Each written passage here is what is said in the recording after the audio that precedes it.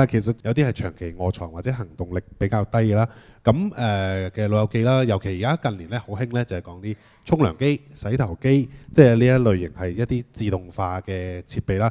唔同形式嘅其實都有嘅。咁我哋都知道，即係你哋可能院舍有引入啦。咁即係上門嘅服務咧，可能都有引入嘅。咁都可以請你哋分享下，即係例如你哋院舍係咪有啲自動沖身嘅？頭先你有輕輕提過啦，自動沖身嘅工具咧，同埋即係呢啲沖涼機有啲咩好同唔好嘅地方咧？咁請新 Sir 先。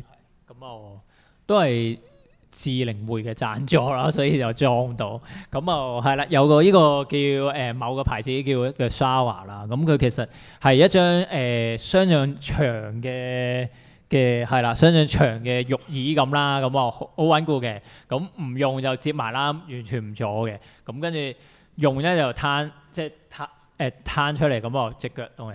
咁呢個都要佢有一定助平衡嘅。如果一臥床嗰啲就真係用唔到，一坐落去跣咗落地就唔得啦。咁當然都可以加一條安全帶嘅，即係長身加一條安全帶。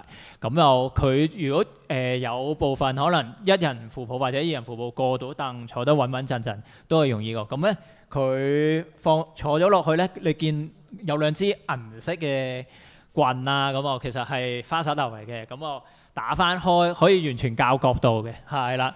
咁樣咧就係個角度佢其實預你企喺度沖都得嘅，係啊。咁個角度佢就會噴啲花灑就都好舒服嘅。我冇真係沖過，我純粹遞隻手去感受啦。就即係嗰啲水係即係唔係啡出嚟，總之好柔軟咁咯，係啊。咁另外佢都有傳統花灑頭嘅。咁如果嗰個案有能力嘅，都俾佢哋自己自主沖一沖，係啦。咁因為其實某程度沖涼係一個好即係私隱嘅日常事務啦。如果嗰個服務使用者可以自己沖咧，我諗佢對嗰個即係覺得邊度要捽多幾下，沖多啲，就有個自尊佢個滿足感會大啲咯。咁係啦。咁我哋有少部分都用到嘅。咁但係你話嗰個唔好處咧，就即係安全性。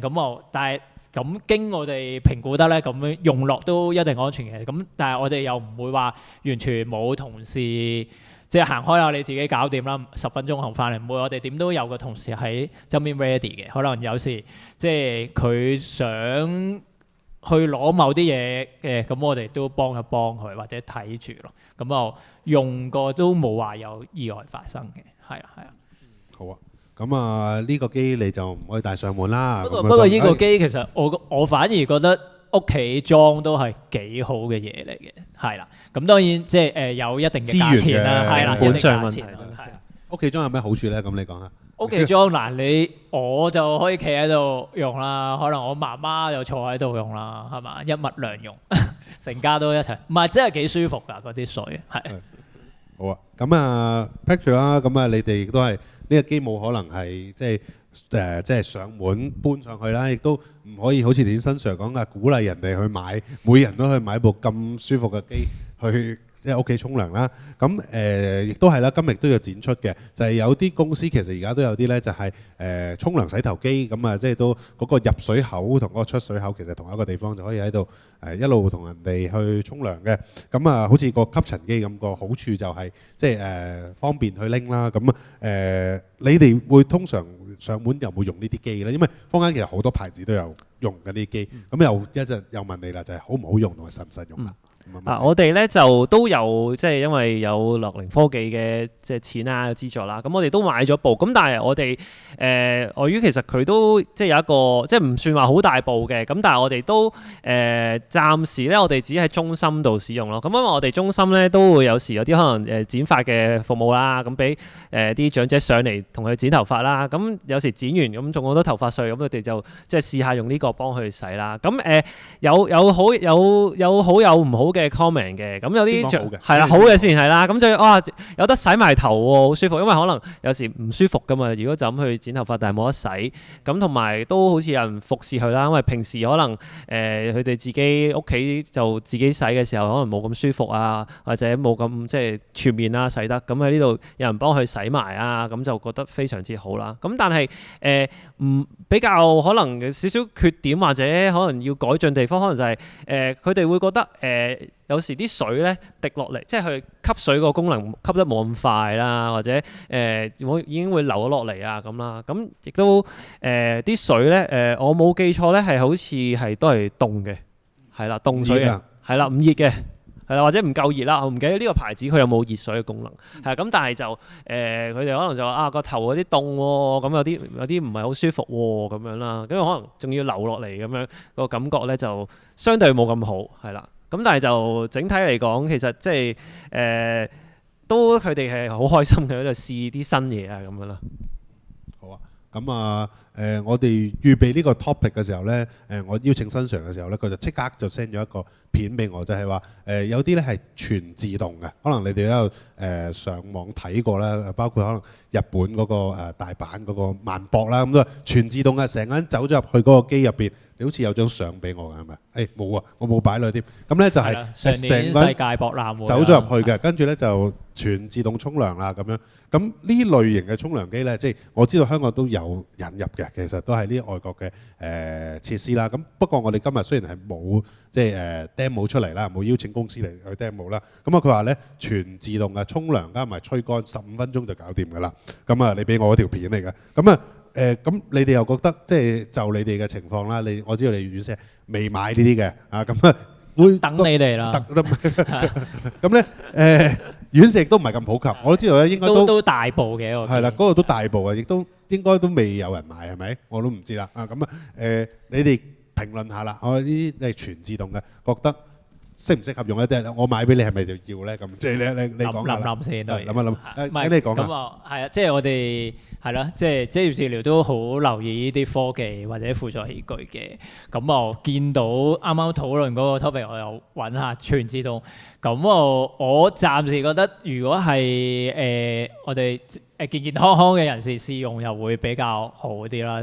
當然係啦，可能如果真係有機會，可能要着套泳衣去試下啦。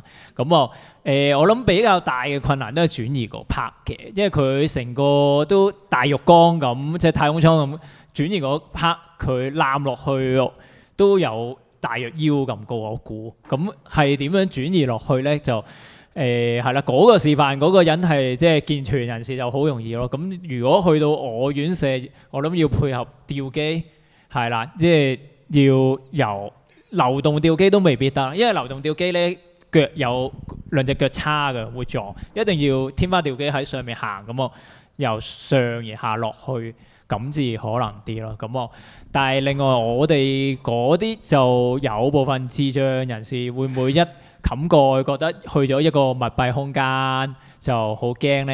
係啊，或者佢哋未必識呼救啦，即係唔知佢啲水，即係理論上應該好安全嘅，係咁我唔知會唔會水浸眼眉咁浸親佢哋啊咁但係我覺得係即係科技發展一定係樂觀嘅，咁可能再遲啲呢個類似一個第一個 version 啦，咁好似其他科技咁應該越嚟越好用嘅，係啦。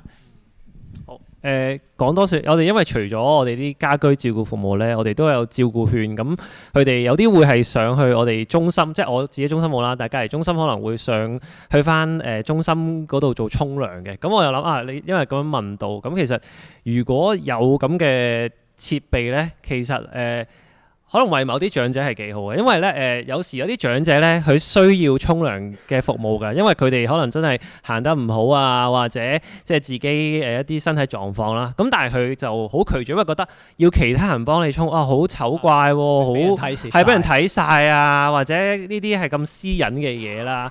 咁所以我勸咗佢好耐，佢都唔肯要沖涼嘅服務。咁但係如果有呢啲機，可能佢哋就反而就覺得啊都好啊，咁可能即係都係自己行入去，咁然後就閂埋，然後就沖乾淨晒。咁其實如果係呢啲情況，我覺得為佢哋係都係一個好嘅 option 嚟嘅。